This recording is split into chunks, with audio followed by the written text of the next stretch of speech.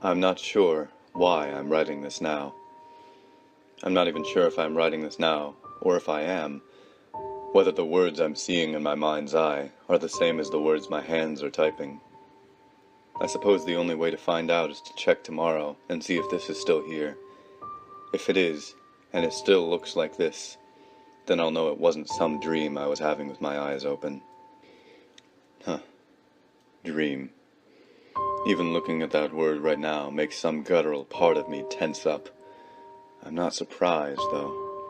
After all, my dreams are the reason I'm even awake at this hour.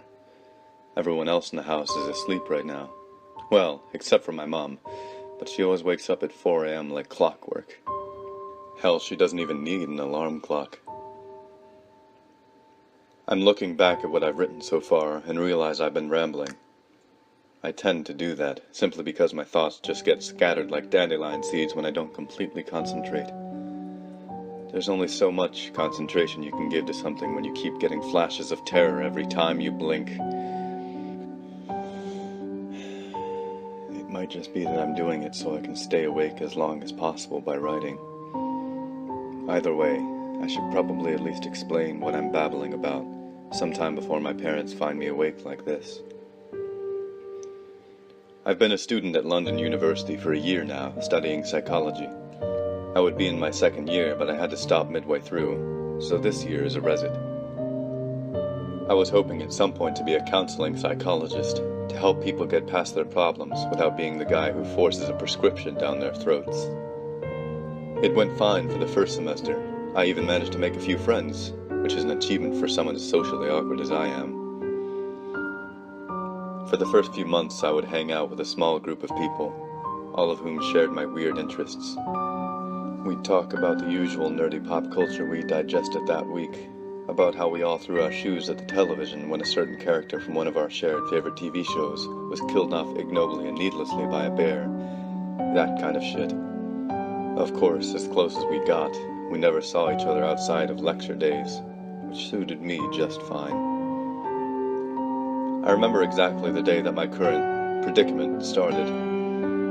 I only call it that because even now, 6 months later, I still don't know what the hell it is.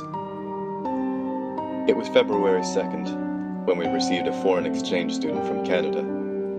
I'm not going to name him here, partly because he wouldn't want me to, and partly because I don't want this to come back to him. It was clear on his first day that he wasn't the talkative type, so it wasn't surprising when he started gravitating towards our little clique. He seemed enthused about what we were saying, sure, and he even managed to get some of the references we flung out about some of the TV shows that were more localized to Britain, but none of our geeky bullshit would ever stimulate a reaction with him quite like his extensive knowledge of urban legends. I'm not talking sewer alligators of New York kind of legends either. I'm talking about the kind you see on the darker underbelly of the internet, the ones that make your palms sweat and give you a nervous tic while you read about them. The first time he ever mentioned his hobby was after a lecture we'd been given on neurotransmitters involved with fear. Our lecturer, on one of his slides, put up a rather disturbing image of a dog with a malicious grin across its muzzle in an effort to demonstrate one of the technical variations of fear. Needless to say, it worked. After we left, our new Canadian friend told me in the group that he knew where the image came from, and then went into great length on the mythos surrounding what he called smile.jpg. At one point, I remember him using the word creepypasta, and one of my friends, who we'll call Michael, inquired, after the obvious quip about haunted ravioli, what he meant. After a quick explanation on what he meant, our friend continued on to say that, according to the Smile Dog myth, everyone who saw the image and didn't pass it on to someone else would be plagued with nightmares from the creature in the picture. After joking away the macabre subject and going our separate ways, I took the Canadian aside, curious about where I could find the original story. At that point, I thought it might give me a good laugh, and when he told me to listen to a narration on YouTube for the best effect, it didn't take long to find what I was looking for. Of course, being the cynical asshole I was back then, it did make me giggle a little to think that something as simple as a Photoshop picture of a husky could inspire such fear in people. But Ever more curious, I kept going into the topic of creepypastas to see what else I could find. Most of it was the same shtick about being stalked by creatures with no face or eyes as big as dinner plates, with claws up the size of your arm, or the trope about some kid picking up a bootleg copy of a nostalgic game, only to find out the main character had been warped into some sadistic shadow of its original self. But some of them actually sent a real visceral chill down my spine, which really surprised me. I think by about 2 a.m. the next morning, I'd watched about 20 different videos of narrated creepypastas, and I was about ready for bed. I didn't have anything resembling an early morning lecture the next day, but I knew I'd have to be up by about 10 o'clock. Now, I always considered myself a rational human being, not prone to believing in Bogarts and the sort, but for the life of me, I swear I couldn't keep my eyes closed for 5 seconds without flinching from some gut feeling that there was another presence in my room. And in my mind's eye, it kept metamorphosing from one form to another, and after around half an hour of my futile attempt at sleep, I decided that enough was enough, and that I should go into the kitchen and get something to calm myself down. As soon as I put my hand on the wood of the kitchen door, on my way back to my room, a sense of danger jabbed at me inside my stomach, just like it had before in my room. I got that same irrational feeling that I wasn't alone, and I spun around, my eyes scanning every faucet of the brightly lit kitchen, even checking the doors of some of the cabinets, and saw nothing. I sighed, knowing that my binge on horror stories was getting to me, and that it was my own fault for listening to so many of them, especially so late at night. So I went down the corridor and back to my room. As I opened the door, I did my best to swallow down the feeling of dread that was accumulating in my gullet like a stone, and when it was open all the way, I had to take a step back for a second.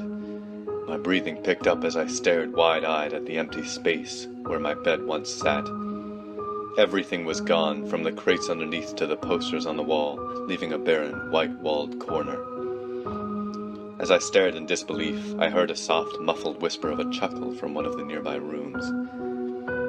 Thinking that maybe one of my roommates was playing a prank on me, I smiled and looked back at the door behind me that led to Jenna's room. Jenna was the only person I got along with on my corridor, and she even showed up in some of my lectures as her sociology course sometimes overlapped with my own. I quietly knocked on her door, and when I heard the lock click, I came in ready to confront her. "All right, Jenna, I know you took my bed, so..." My words died in my throat as I looked into Jenna's room, or what should have been Jenna's room. As I gaped blankly through the doorway, I saw my room exactly as it was, right down to the last detail, and sat on my bed was a young man with bedraggled red hair, exactly the same as mine, looking down at the floor. He was making some sort of sound as he held his face in his hands, and to this day I still don't know whether it was laughing or crying, but it was a wheezy, choked noise that ran through me like a cold breeze. I dared not move. I didn't even blink, though my eyes were becoming itchy and irritated. I blinked once, and in that short time between closing my eyes and opening them, something flashed against the inside of my eyelids too quickly for me to figure out what it was, and when my eyes opened again, I was face down against the keyboard of my computer, which had grown tired of waiting for me to turn it off, and gone into standby. I let out a haggard, relieved breath. It was only a dream. Just a bad dream. I was reassured the next night when my dreams returned to normal. Hell, I don't even remember what I was dreaming about that night. All I remember is waking up the morning after, like I always did, getting on with my day. It was a long lecture day, though, and I remember being almost completely wiped out when I left the lecture hall at 6 p.m., cursing my allergy to caffeine. I would have killed for an espresso right then. I remember feeling slightly on edge as I walked the path back to my hall of residence. I put it down to the cold winds and darkness at the time, but I couldn't shake that ominous feeling I held in my gut as my eyes darted around the darkened campus grounds. It was that same feeling as in my dream, that feeling of being watched. I heard a sound against the wind buffering in my ears. It wasn't quite a giggle, but it wasn't quite a sob, and it seemed choked and gargling. as if both had been stuck in the throat of whatever had made it, and formed some odd chimera of the two. The hairs raised on the back of my neck. I knew that voice. The sound was getting closer with each quickening step I took, and no matter how hurried my stride, it gained on me. I knew I looked like a pussy to whoever was watching, but I had to run. The sound was right in my ear by the time I touched the front door of my hall. I jerked awake and looked around the emptying lecture hall. I dozed off again. I was, as you can guess, as unnerved as they come when I left the lecture hall. My hurried pace was brought into question several times by my friends, but, unwilling to talk, I brushed off their questions. Placated by my repeated insistence of, "It's nothing really, I'm just being silly," they decided to leave me be and go off, disgruntled, in another direction. It was about 6:15 when my hall was in sight again. That was when I heard that noise, that goddamn choking laugh again echoing in the distance. This time I knew not to take my chances. I bolted, and as my legs pounded and my body lurched forward from abject fear, I heard the giggle slowly ascend into a mangled crackle that grew louder and more fervent as I ran. I didn't even make it to the door before I felt a hand clutch my throat. I awoke again in my room and looked at the clock, which had long since abandoned trying to wake me up. I recoiled in surprise. I'd woken up at 8:30 p.m. I had to check twice to make sure it was in fact evening time and not just early in the morning, but it was. I'd slept through an entire lecture day. Up until that point, I'd never done anything like that before in my life. Hell, I didn't even take sick days when I was a kid, but now I'd missed a day for no reason. But still, from the dream, I would have sworn I was in the lecture. The worst part was that was the pebble that set off a snowball. My dreams became worse and worse for the next few weeks. I'd awaken several times every night in a hard sweat and have to gnaw a little at the same spot on one of my fingers just to make doubly sure I was awake. If it drew blood, real blood that I could taste, and I felt real pain from it, only then would I calm down. I had a bandage on my finger for weeks, and people were starting to notice. That man, creature, thing that I saw sitting on my bed was there in every single one of my dreams. It would always just appear in random places in my dream environments, always keeping its face obscured in its hair, and always laughing that wheezy, throaty laugh, sometimes approaching me, other times just keeping its distance and watching. It was almost as if it was toying with me, playing on my subconscious irrational fears for sport. Thanks to those dreams, my sleep patterns were getting so erratic that it even got to the point where I was awoken by security after having slept for 5 days straight. Jenna had called them after having missed me at a lecture, and not seen me enter or leave my room at all that week, not even to eat or go to the toilet. Missing lectures was starting to become a habit, and my grades were beginning to suffer from it. That only served to aggravate the problem, it seemed.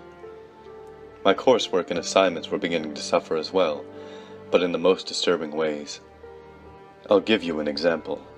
At the end of February, we were told to carry out an assignment essay on the relative effectiveness of talk therapy on alcoholics and other chemically addicted people. I remember specifically that I'd finished it right down to the references and saved it before putting it away for later submission. Being a meticulous student, I had the urge the next day to check it again to make sure I hadn't missed any key points or references. It wasn't there. I checked the recycle bin frantically, thinking that maybe I'd accidentally deleted it, but it wasn't there either. I did find something else in that folder, though. It was a giant, unpunctuated wall of rambling nonsense, as if someone had got jacked up on cocaine and decided to write an essay on whatever random word would pop into their head until they got bored. Interlaced with the text were several disturbing images of the corpses of small animals ranging in size from mice to squirrels. In each picture, the animal's eyes had been removed. When I checked the timestamp, it read 27:02:13, 15:45. the exact same date and time I saved my last draft of that coursework. As time went on, it was as if my idea of reality was beginning to unravel around me. As my constant nightmares began to erode my fondness of sleep, it got more and more difficult to tell when my dreams stopped and my waking moments started. When I was in the middle of working on something, I'd begin to see hands reaching for me that vanished when I turned to look, and when my stubborn refusal to sleep faltered, I'd hear a low chuckle in my ear and bolt awake again, terrified that it was too late and it had already dragged me into another dream. Sometimes it really was. At one point I was getting so distressed by these dreams that I began entertaining the possibility, against my better judgment, that it could have been that fucking dog in the picture my lecturer used in his fear presentation. After all, the Canadian told me that it's supposed to haunt your dreams, right? Looking back on it now, it seems stupid, but I was desperate enough at one point that I actually had an email ready with a random smile.jpg picture I'd lifted off Google Images just in case. I didn't need to, it seemed. It showed me its face a month into the predicament. It's a face that still haunts me to this very second, and I can see it against the blackness of my eyelids every time I close them. It happened when I awoke one day after a peculiarly dreamless sleep. I tried not to think about it too much, just in case I jinxed something, but I let myself feel a small sense of relief. It was patently obvious that I was in dire need of a shower, it seemed, as I'd been wrestling with my predicament for weeks now, leaving little time for hygiene. As I walked into the shower room, I caught a glimpse of myself in a small mirror and nearly jumped out of my skin. Having simply mistaken my reflection for someone else, it didn't take long for me to calm down and assess my appearance. My eyes had devolved to pinkish orbs of irritated veins, hooded by purplish black bags of skin that attested to my lack of proper sleep and the utter destruction of my body clock. I'd grown a thick, prickly beard of red hairs across my chin, and my hair now lay disheveled and greasy across my shoulders in long curtains. I chuckled. This shower was a long time coming. That shower got rid of aches that I didn't know I had. I felt like a new man after I stepped out of the steaming glass cubicle to towel myself off. By this point, the mirror had fogged up beyond being useful as a mirror, so to help get my hair in some semblance of order, I decided to wipe it off and sort my hair out then and there. I froze. The blood in my veins screeched to a halt, and my breath caught in my throat like a vice. The figure that stared back at me from the now cleared mirror was not my reflection. It wore my face, but I swear on my life it wasn't me. Its mouth nearly touched its earlobes and was contorted into a horrible rictus grin filled with yellowing teeth. The skin on its face seemed stretched over like a mask, and its hair stuck to its scalp with a layer of shining grease. It didn't have eyes. The sockets were just empty, featureless craters, made all the more haunting by the sagging black bags beneath them. Despite this fact, it still managed to look at me in a way that made my windpipe tense up like it had hands squeezing it. It laughed. It laughed that same gargling chuckle I've heard thousands of times over, but this time it felt as if, between its maniacal giggles, it was forming words with its croaking wheeze, repeating the same fragmented sentences over and over. Missed you. I blinked, and the words were scratched all over the walls. Missed you. Missed you. It covered every bare patch of wall, scrawled frantically. It was then that I finally snapped. I punched the mirror as hard as I could, knowing it had trapped me in another nightmare, and kept punching until most of the glass was either on the floor or sticking out of my hand. It was only after the last of my anger had given into a crushing sense of defeat, and I slumped down into the corner, that it dawned on me. My hand was hurting. I flipped out. According to Jenna, when I asked her about it earlier this year, I was inconsolable for the rest of the day. I was just sat in the shower room next to the pile of broken mirror shards, letting my hand bleed out as I held my head in my hand, trembling and muttering in tongues. I apparently wouldn't even let the parademics come near me when the ambulance Jenna had called finally arrived. Of course, I remember none of this.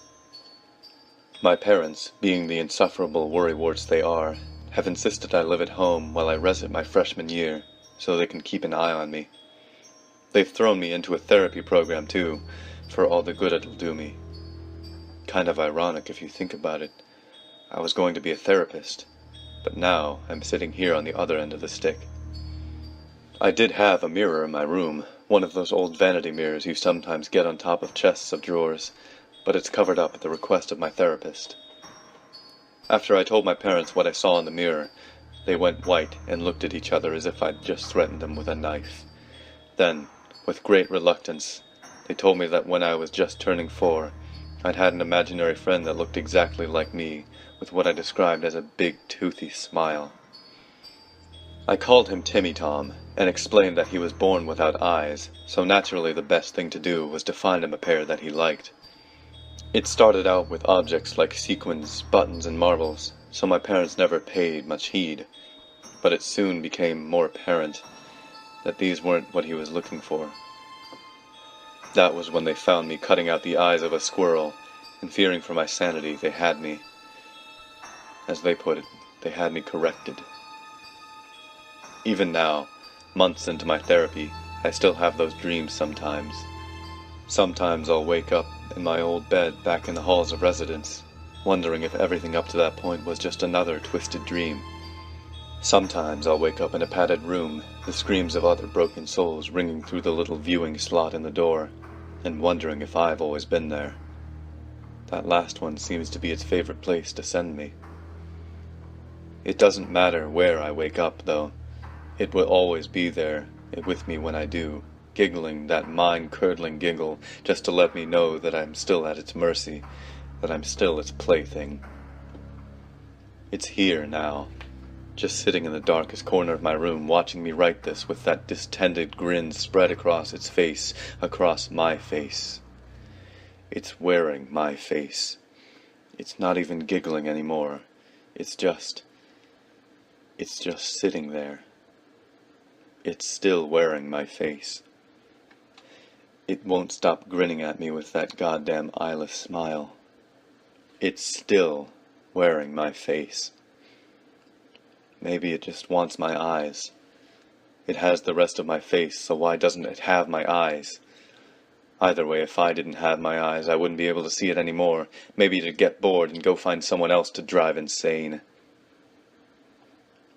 Now there's a thought.